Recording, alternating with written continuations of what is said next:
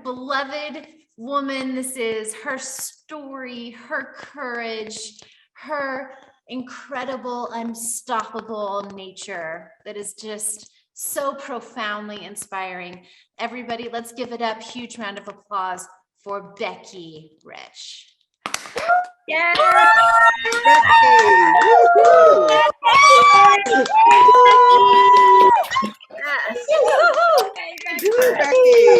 You got this.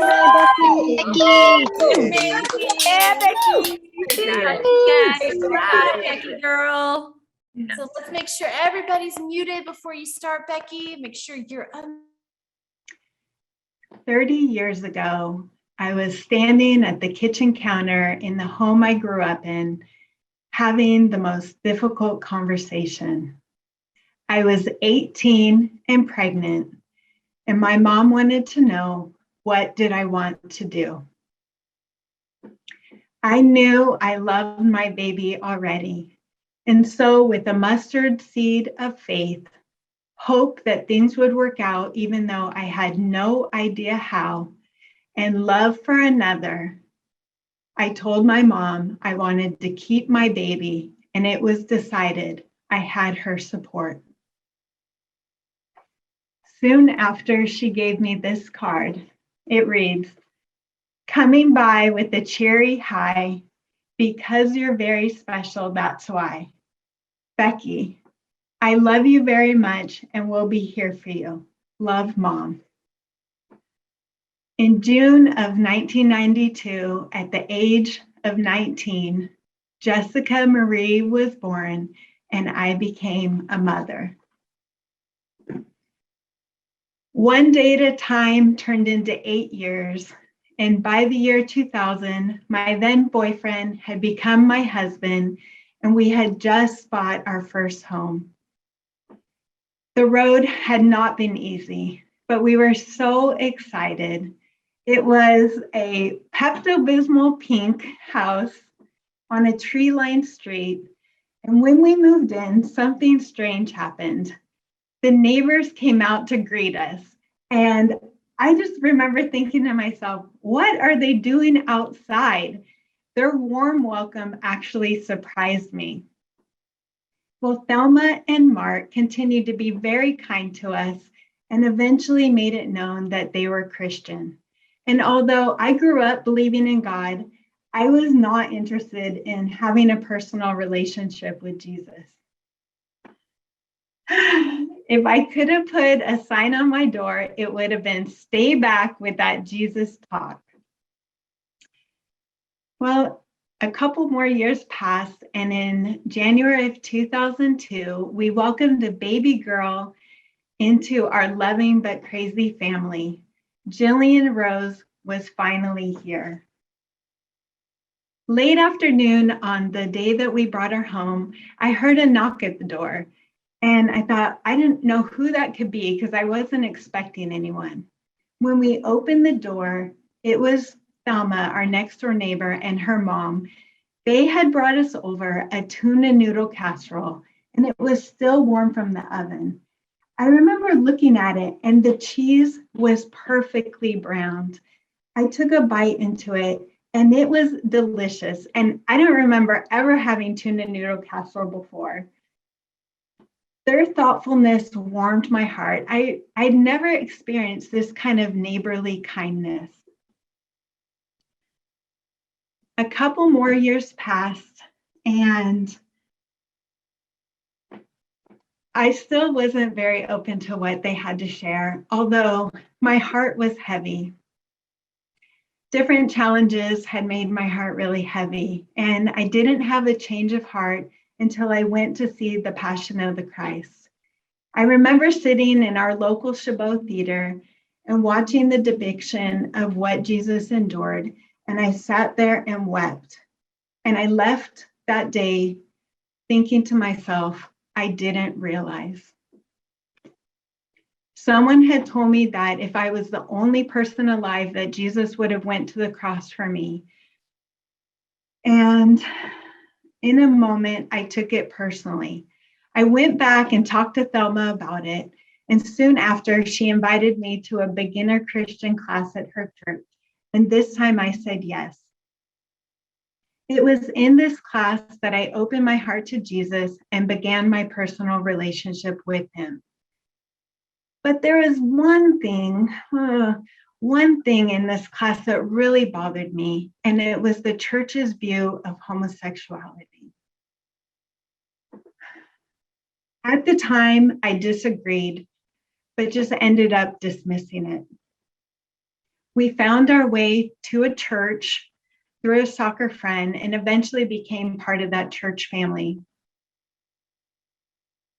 Although I loved everyone there, I thought I could not bring everyone, I could not bring all of my friends and family there, especially those that were gay, and this really bothered me. This is not how we were at home, and I knew I was out of integrity.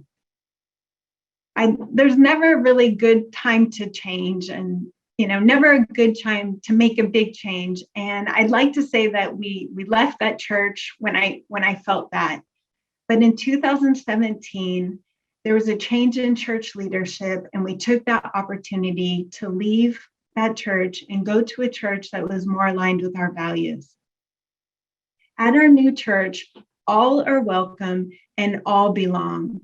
And I know in my heart that I can invite anyone there and they will be loved and accepted exactly how they are. And finally, I felt at peace. I was just so happy that at our church, it's not Bible studying, it's Bible doing. Well, a few more years passed, and in October of 2020, my husband and I took our youngest daughter to get takeout. We came back to the house and we're having dinner around the table, laughing and talking, when all of a sudden, Jill stopped and said, "I have something to tell you." And then she blurted out, "I'm gay." And we just embraced her and we just hugged her and reassured her that we loved her no matter what. And I just remember checking on her that if she was okay, but we just ended up having a good rest of the evening. The next day, though, I went to our oldest daughter's house.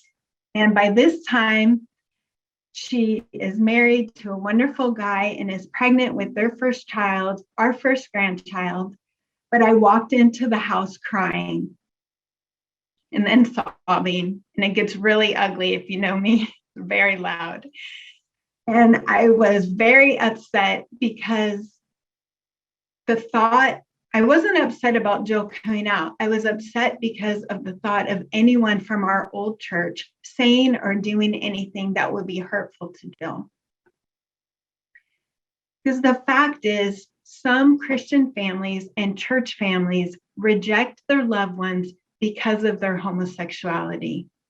And this is a matter of life and death. People have attempted and committed suicide because of this kind of rejection. And although I didn't think that Jill would hurt herself like that, I knew this would be a vulnerable time for her. And I don't believe that anything that comes from God or Jesus can make someone feel rejected and unloved. And the thought of my child or anyone else feeling unloved by Jesus for any reason just infuriated me. And something happened when Jill came out. Something changed inside of me, because if you know me, I am not the most outspoken. I am not one to, when I have to share what I believe, my first thought is usually, uh-oh. It's not, yes, I want to be the one to speak. But I knew in that moment that I could not be silent any longer. I could not dismiss this any longer. I made a decision to be a stand and to show my love and support for my child and for the LGBTQ community. So I put my pride flag up in my heart, And then I put a post up on Facebook with a pride flag in like a house window. And for me, this was a big deal. For me, I don't post a lot on Facebook, and I don't usually post controversial anything. I don't post my beliefs. But for me, this audience was people from my old church, new church, high school, family, friends. And it was a bold statement for me to say, this is what I believe. This is where I stand. I stand for love and inclusion. And it really did feel so freeing. I thought, why was I ever scared to do this? Because it felt so good. And actually was like, I am ready to be unfriended. And I don't know, that was a brand new thought. Like, yes, unfriend me. This is what I believe. And I do regret having never spoke up before. But thanks truly to Women Speak, I have found my voice and found my ability to do the thing that part of me is scared to do. And with that, like, I have not shared my faith the way my neighbors did. I've actually realized I've been hiding for so long, hiding from people that believe differently than me on both sides of whatever that, both sides, just hiding my beliefs. But I desire to live authentically, to feel fully free to be myself, and to create safe spaces for other people to be fully free to be themselves, so that I can shine my light and allow others to shine their light as well. And not allow them, but to create that safe space for them to shine their light as well. So today, as I step into this new season and new chapter of my life, I'd like to make a public declaration in front of all of you. I am a proud follower of Jesus and a loving Christian ally to the LGBTQ plus community. I have walked with Jesus through some very difficult situations, stories for another time. I have been strengthened to do things by Jesus that I could not have done on my own. And what I know to be true is love looks like bringing a tuna noodle casserole to a neighbor with a new baby. Love looks like coming alongside a friend. What I also know to be true is God never turns us away, and Jesus always invites us to draw near. Love looks like letting your child know that you love them no matter what, and that you'll be there for them.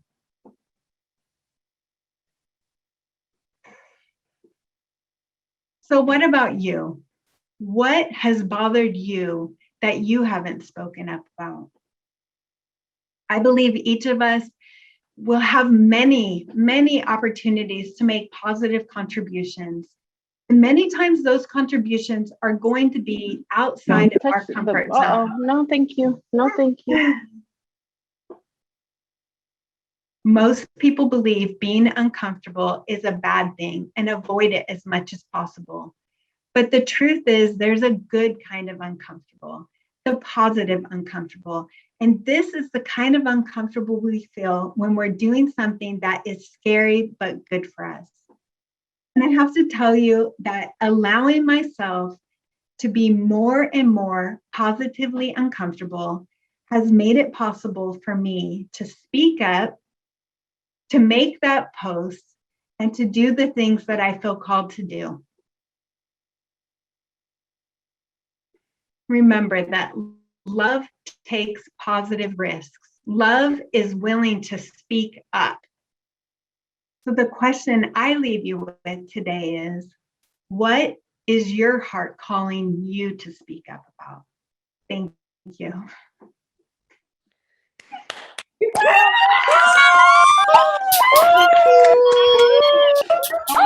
Yes. So beautiful. Wow. Becky.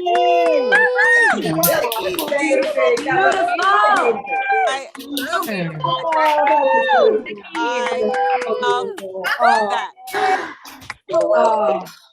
Oh, I love that, Becky. Yes.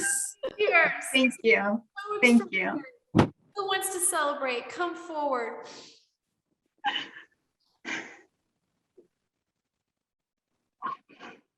okay, it's taking too long. Okay, so Becky, that Hey, was so beautiful. Your love just shined just all throughout. And we could feel that. And the way you ended that was Yes. so, so, so powerful. It was lovingly powerful. And it was such a beautiful challenge. And just thank you. And we know how hard you worked on that. And that was just gorgeous. Thank you for Thank you. sharing your heart. Yes. Thank you. thank you, Kay. Thank you. Becky Rich. Wow. It was incredible. Thank you. You are a force of love.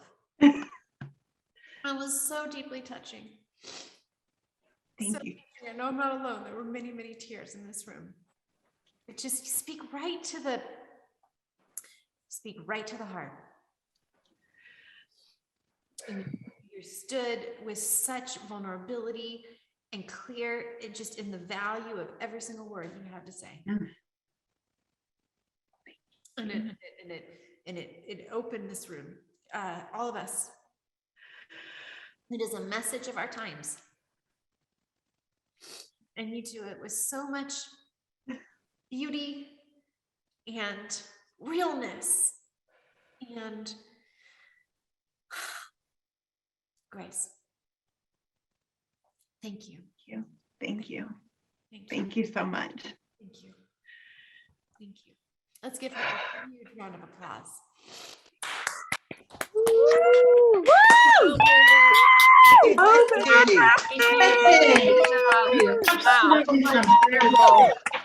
Great job. I stand with you, Becky. Wonderful. Incredible. Oh my, Lance. So powerful.